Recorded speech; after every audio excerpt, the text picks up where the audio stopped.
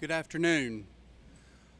Wingate University was originally founded as an institution and a school by a group, a local congregation, specifically a Baptist congregation. As a part of our honor and respect for the founding of that congregation and those people, we continue to celebrate faith here as a part of your experience at Wingate University. And while our history is decidedly Judeo-Christian in nature, we ask that you respect our values of religion and faith as we will respect yours as we grow together and learn together. Let us pray.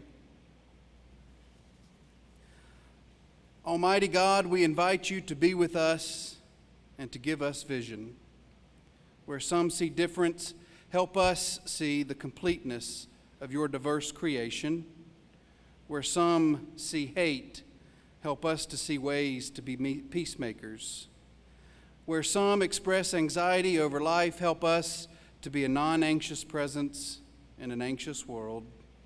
Where there is ignorance, give us vision to teach and to learn. When there is selfishness, give us the vision to share. When there is injustice done to anyone, give us vision and courage to bring justice to the oppressed. When there are those in need in mind, body, or spirit, give us a vision of healing and helping. And when we are pressed from all sides and in fear of being overcome, give us vision to cross through safely as the Israelites passed through the Red Sea, and bring us through the wilderness into the promised land of equality, justice, mercy, and love for all. With grace and mercy we pray. Amen. Please be seated.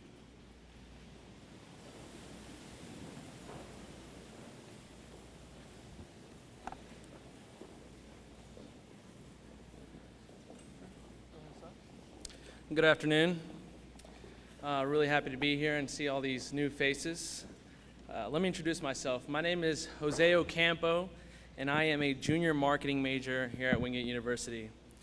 I'm really grateful to be able to speak today because as a transfer student, I can provide you guys with a genuine perspective of Wingate University. And I can also tell you how it differs from other schools. If I could put this difference into one word, that one word would be investment. You see, many universities offer perks, offer other benefits, but not all of them invest in their students. Today, I can stand proudly here and tell you guys that Wingate University invests in their students. But more importantly, Wingate University will invest in you. You see, this university has understood that helping students grow in their strengths and overcome their weaknesses is vital to helping them become successful as they begin their careers. You see, one of the issues, though, with investment is that it is a two-sided situation. One part is trusting the institution, that is Wingate University, but the other half is dependent on the student's drive and mentality. Wingate University is willing to help you be successful and to mold you into the person that you want to be. Our jobs as students, though, is to be willing to do what it takes to make that happen, whether that be being open to a mentor and taking advice, or to apply our education to make a difference in this world. In short, we are to make sure that we are a sound investment. And for me personally, that has helped me grow tremendously here at Wingate University. Being able to sit with a professor and have a very personal conversation, whether it be on a career choice or decision that I have to make, or even just more clarification on the course that I'm taking, that personal one-on-one and advice that I can get from whether it's faculty, any of the professors, or even my own peers has helped me grow at Wingate and has made me appreciate what this school has to offer. So as you go on through this semester and the rest of the school year, constantly evaluate yourself. Are you making the most of what this university has to offer? Are you pushing yourself to be the very best that you can be? Let these questions be the motivation as you begin your career here at Wingate University. Thank you.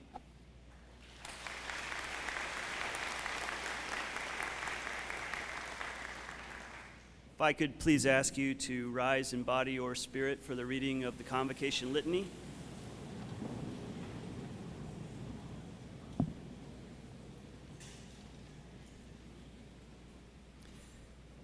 As this academic year begins, we pause to prepare our hearts and minds for the year ahead.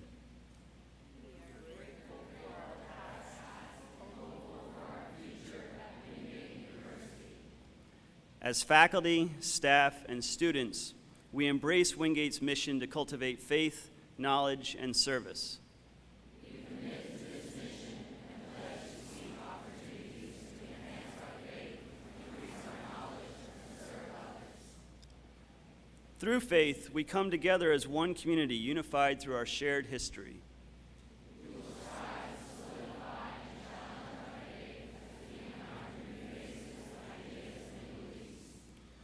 Through knowledge, we look for opportunities to learn both inside and outside of the classroom. We will actively seek mentors to support us as we expand our knowledge. Through service, we work to improve the human condition and confirm our responsibility to serve our community at Wingate and beyond our campus.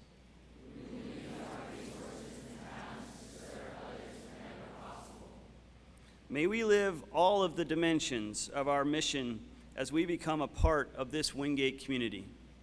Let our hearts remain full and our minds remain open as we begin this journey.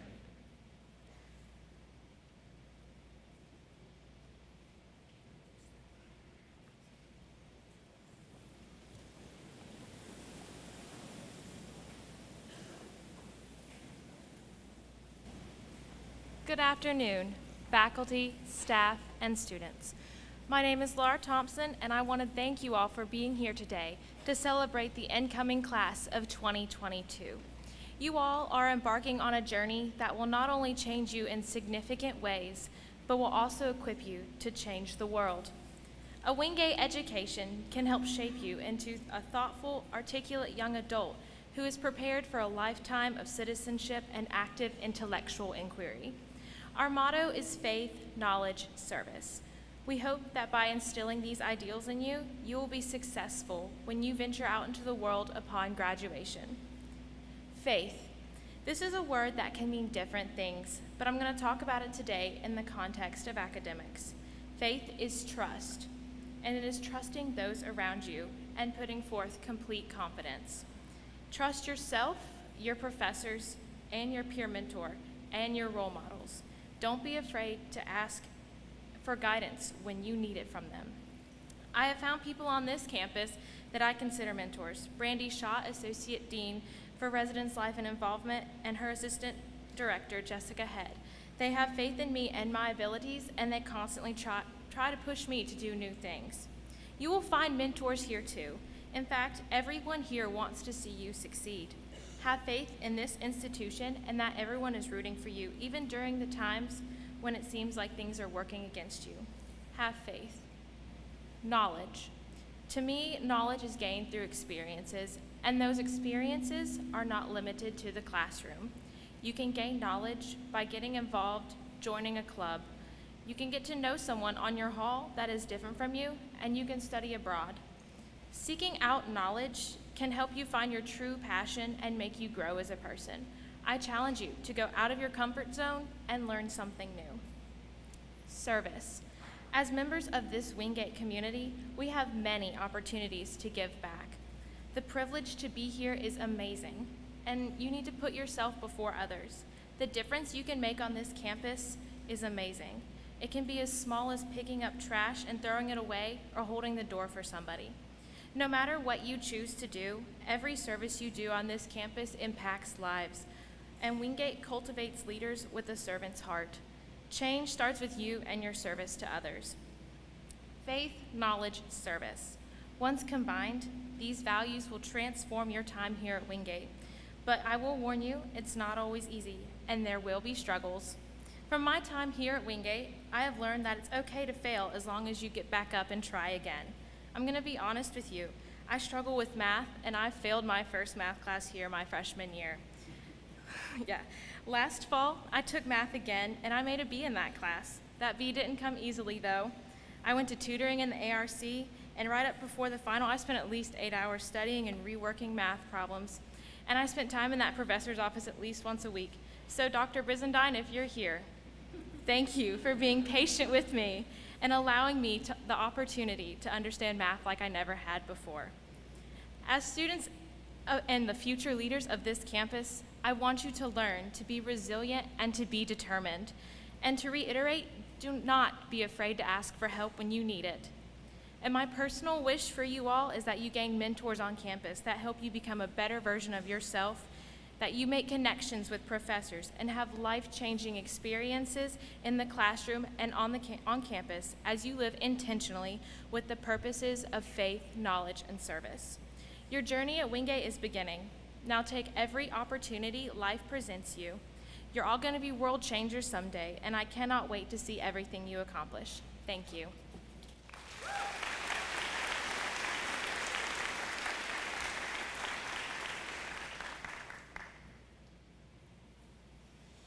Thank you, Laura. In my first convocation address in 2015, the subject of my speech was what I learned after conducting interviews with seniors about what they thought were the distinctive aspects of their four-year experience at Wingate. They all started with 3 words: faith, knowledge, service, the very subject of our SGA president's remarks today. A knowledge that integrates and informs our faith and leads us to a life of service. But what else did graduating seniors say makes Wingate different? There were many answers, but I want to highlight one as we begin a new chapter together. The individual opinions of all with whom I spoke about one specific topic were best summarized by a transfer football player from Illinois who put it this way, quote, "When we say one dog, everybody, staff, faculty, people in the Wingate community, we are all one dog.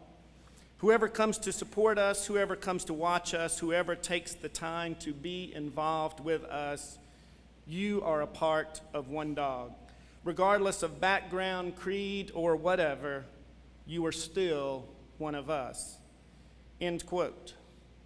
His belief in one dog was the perfect summation of the other graduates' responses. The students spoke genuinely about their pride in the diversity of this student body. Not only were they proud, but they talked at length about crossing natural boundaries that divide us to seek ways to support each other. They exhibited a healthy outlook for difference, whether social, ethnic, academic, sexual, racial, religious, gender, geographic, or financial. To them, respecting differences and crossing our conventional boundaries were distinctive to Wingate, a vitally important characteristic of our shared experience together. You don't have to look far into today's headlines to realize that communities across our nation and peoples around the world could use a little more one dog. During our time together, we will disagree, we will debate, we will challenge each other, and we will hold each other accountable. But we will also comfort and support each other. We are, after all, our classmates' keepers. Please take care of each other. Look after each other these next 4 years. Laura also mentioned another important topic in her address: mentors. And in a neat coincidence, in today's New York Times, Frank Bruni, one of their editorial columnists, has an opinion piece entitled, "How to Get the Most Out of College." It's essentially advice for new students. I would encourage you all to read it. Google or Bing or Firefox or however you search. I have to say Bing. My sister-in-law works for Microsoft. But however you find it, look it up. Frank Bruni, New York Times, How to Get the Most Out of College. Email me or find me later if you forget the title or the author. Because we at Wingate also understand the tremendous impact of mentors, we introduced a tradition at our baccalaureate service this past spring. Baccalaureate and Convocation are collective rituals that will bookend your college journey. This year, we asked graduating seniors to recommend mentors for receipt of the Mentor Medallion at baccalaureate. Faculty and staff who had influenced their faith journeys, their knowledge pursuit, and their service commitment. A public acknowledgement of deep gratitude for a profound influence. Also mentioned in the Bruni article is a poll of 100,000 college graduates that asked them about their university experiences and their connection to satisfaction in the lives of alumni. Turns out that what you choose as a major or whether or not you attend a prestigious college wasn't one of the key ingredients. Instead, 3 game changers were listed. 1, establishing a deep connection with a mentor. 2, taking on a sustained academic project. And 3, playing a significant part in a campus organization. None of this will be easy, but the people who teach and work here are committed to helping you achieve all 3 and much, much more. To further illustrate some of what Bruni describes, I want to share with you some stories from my time as a Wingate undergraduate student and how those experiences, those opportunities, and most importantly, those mentors changed my life forever. I went away to college in the fall of 1983. I was driving a 72 4-door green Chevrolet Impala, had a white top, and it was loaned to me by my grandfather. It could seat 8 comfortably on its long bench seats, so my freshman year we used it as the team bus for intramural basketball. Because I was going to school up north, my grandfather equipped the car with snow tires on the rear, which made my family feel better, and it had the physical effect of jacking this Impala up a bit in the back. Before leaving for school that fall, my mother and I went out shopping for a heavy coat to protect me from the cold northern winters. Immediately after entering the department store, I found one I liked, but we put it back because of the price tag, $89, 3 times what anyone in my family had ever spent on a winter jacket. After hours of searching to no avail for a suitable substitute, my mom looked at me and said, "You're going to college. Let's go get that coat." So there I was with my expensive winter coat and all my worldly possessions loaded into a jacked up, snow-ready Impala, a country boy from rural South Carolina going to school up north, North Carolina. Fun. As the first in my family to pursue education beyond high school, my hopes were modest.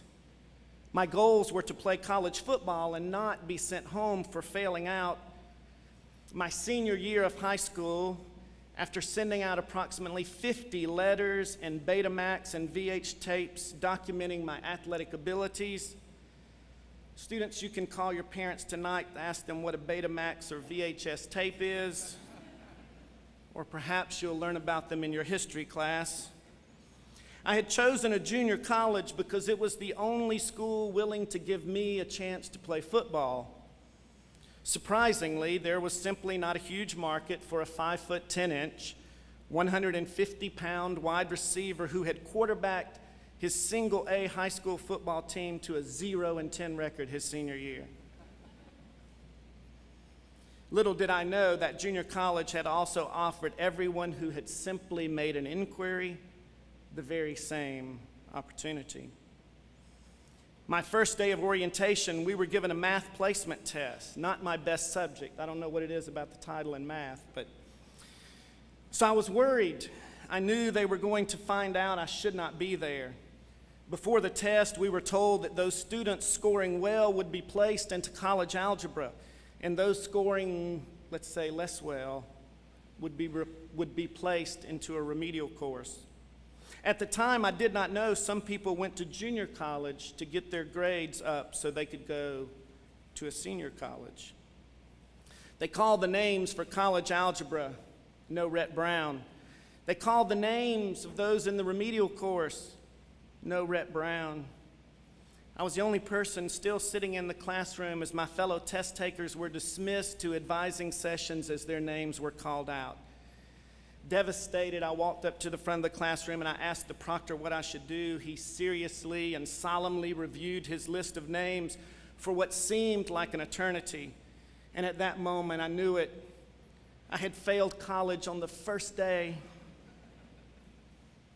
4 colleges and universities later, and after taking a year off from college to sell women's shoes at Macy's department store in Columbia and to join the Navy Reserves for the GI Bill education benefits. A very educational year, I might add. I graduated from Wingate in 1989 with a major in English literature and minors in history, French, and journalism. The mini lesson here for you is if you stick around long enough and take a lot of classes, they will give you a degree in something.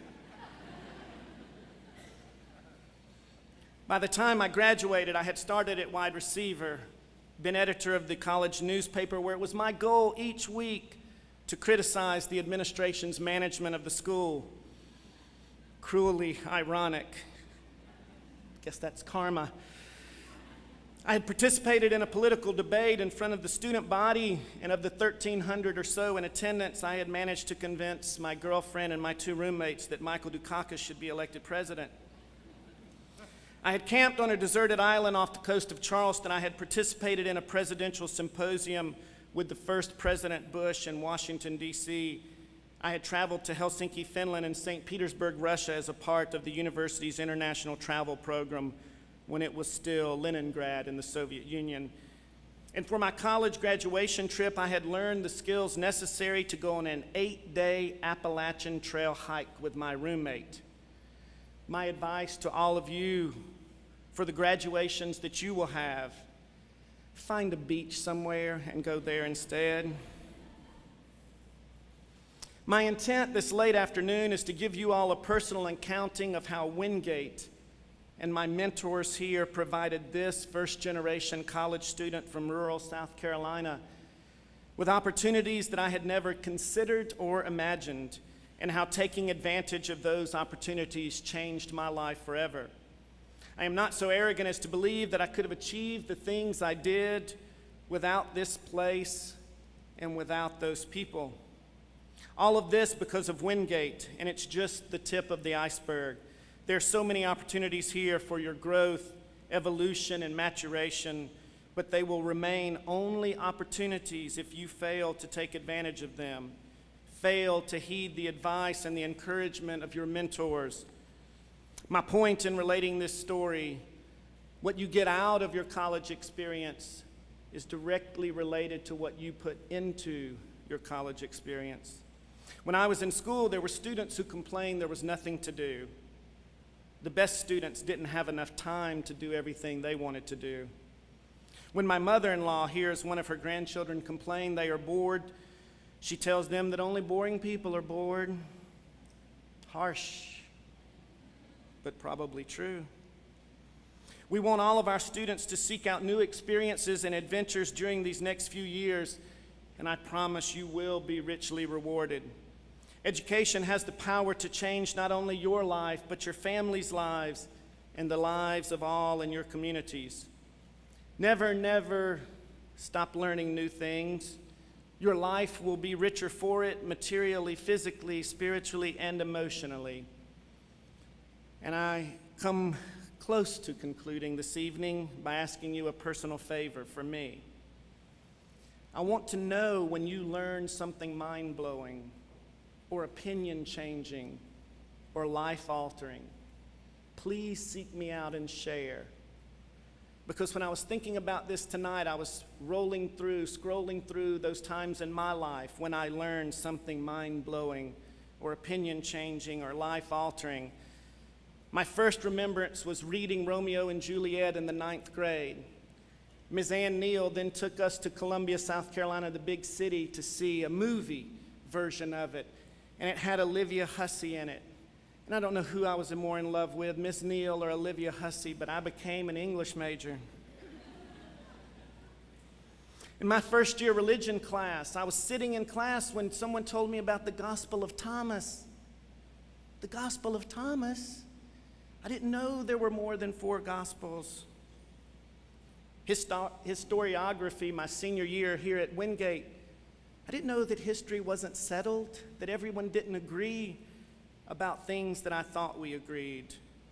As I prepared for my MBA program, I took an economics class and I learned the concept of opportunity cost. My worldview, my lens was forever changed. And then in my MBA program, modeling, analysis, and optimization, how I do my job today and how I manage my fantasy baseball team were changed forever because of that. And then just a few years ago in my doctoral program at the University of Alabama, I was in a multicultural affairs class when I learned that the rest of the world celebrates Labor Day on May 1st while we celebrate it in September. And that the rest of the world actually celebrates it on that day because of the Haymarket Square massacre, riot, call it what you choose, that had occurred in this country in 1886. I felt like I had been betrayed at that moment, that my own country had not been honest with me. And as I conclude, one quick word about honor. We will recite the university's honor code in just a bit, but I want to take a moment and just talk about it in a larger context, in terms of honesty or integrity or decency or however you want to define it. But what you do when no one is looking or when no one would know your action. We have those moments often, and they won't always be obvious to us. I had one just a couple of weeks ago, and I will conclude with this story. My family, we were on vacation, and we were in this town where it was these beautiful shops and stores, and you could walk up and down the streets and duck in and out, and my 17-year-old son and my 14-year-old daughter with me, and my anniversary was coming up, and we were wanting to buy something nice for my wife, their mother, and so we were shopping and looking, and I saw these 2 nice items that I liked. They were $45 each, and I put them on top of each other and went to the counter and paid and wasn't paying attention, talking to them, and got my receipt and left, and we went on further down the street, probably half a mile or so, and we were getting ready to leave, and at some point I was going through some receipts and looking through some other items, and I realized that the clerk had only charged me for one of the items. And so as my family was getting ready to go, I said, I'll need you guys to meet me back at that store where I got your mom these gifts. And they were like, why? And I said, because the clerk only charged us for one. 14-year-old and a 17-year-old were like, cool. Good for us. Can I get something with that $45 instead? I said, nah. I said, I'm going to walk back up there, and we're going to ask her to charge us for the second gift. And so we walked back. They decided to accompany me, and so we walked back, and we get there, and it turns out that the store only had one person working there, and she'd hung a sign up that said, be back in 20 minutes, went to get lunch. And they were like, just not meant to be. Time to go. And I said, nah, we'll wait. And so we did.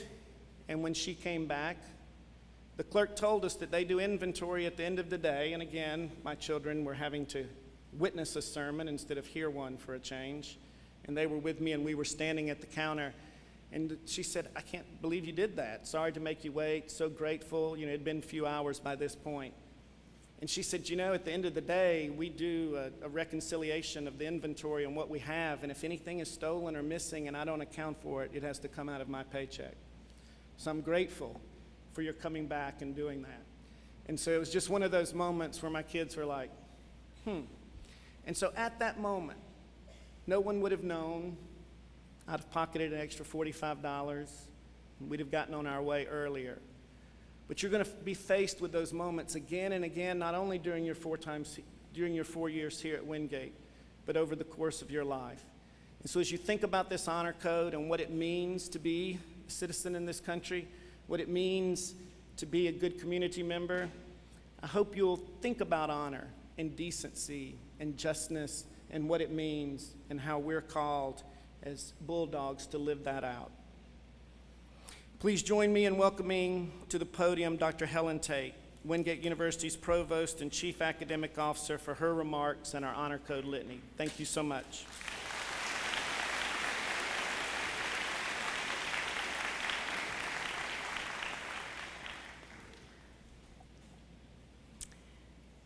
My father was born in 1930 to a girl of 16 in a home for unwed mothers. My grandmother, the youngest of 5 redheaded daughters, was raised in a boarding house for men run by my great-grandmother.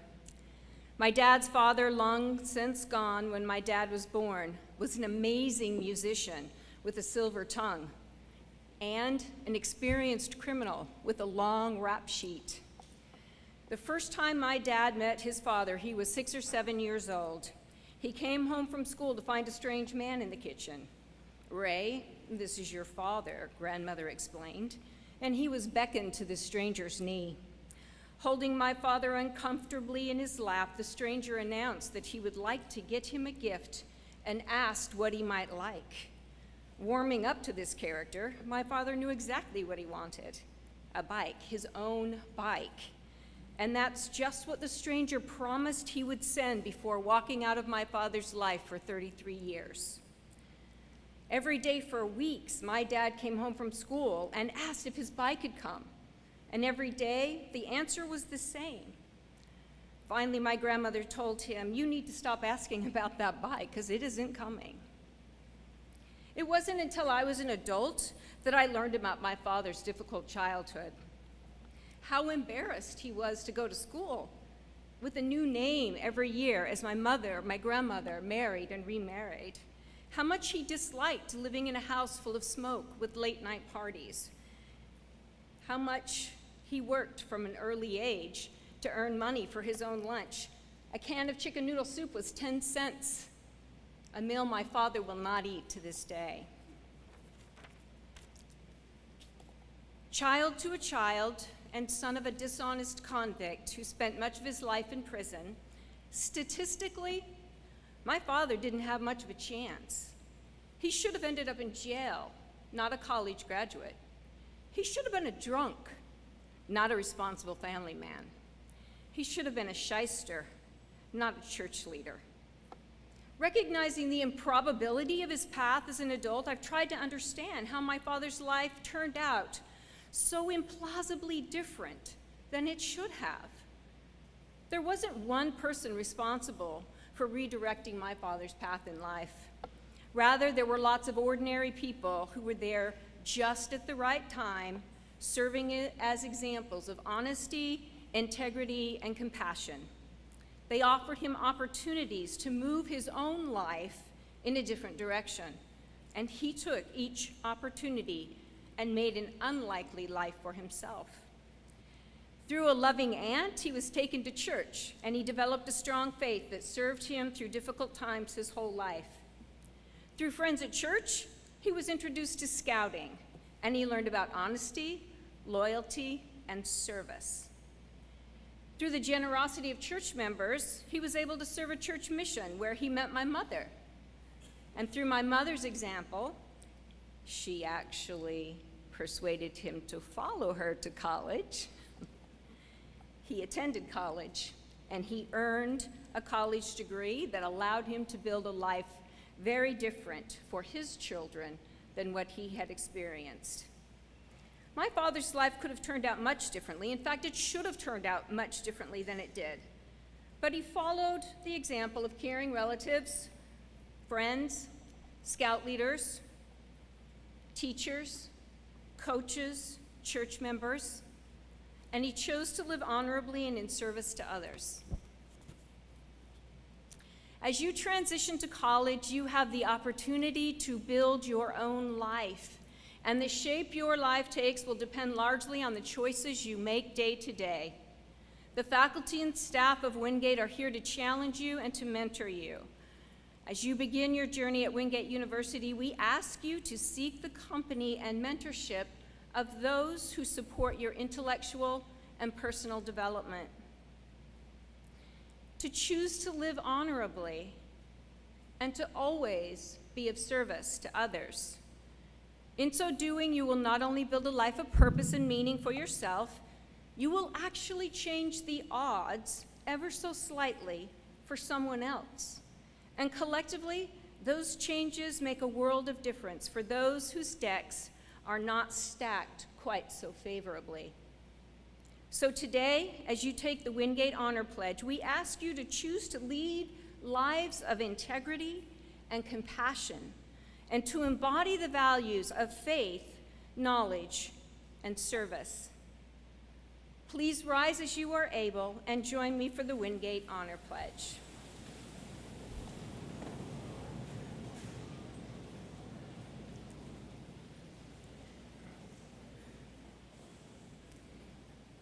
It is expected that you hold yourself and others accountable to the high standards set before us. It is expected that you act ethically and responsibly and understand the consequences of your actions.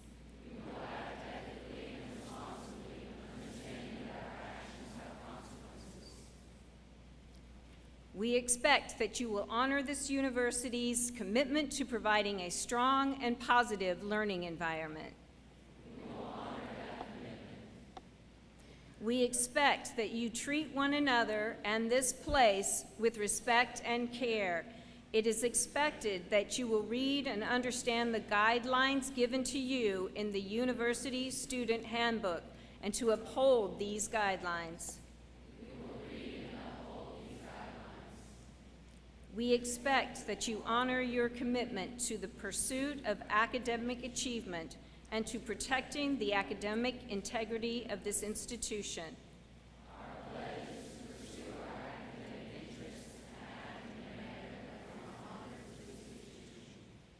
Wingate University students do not lie, cheat, steal, or plagiarize, nor do they tolerate the company of those who do.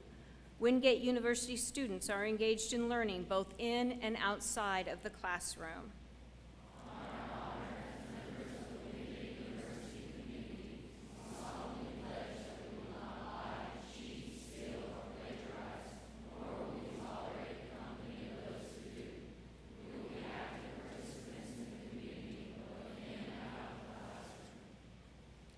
Wingate University is committed to the tenets of faith, knowledge, and service. It is expected that you develop yourself in these areas and to encourage their development in our own community and in society in general in order to make the world a better place. Please remain standing for the alma mater.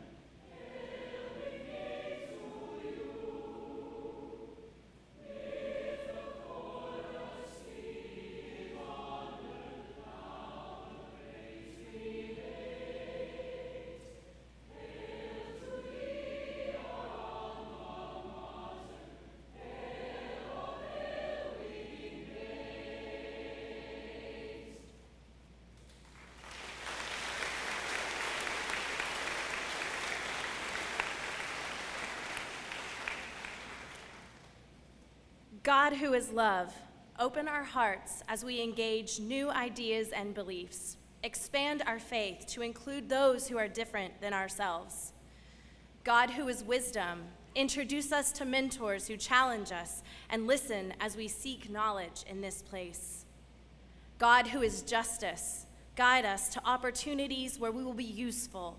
Transform our lives as we work in service to others.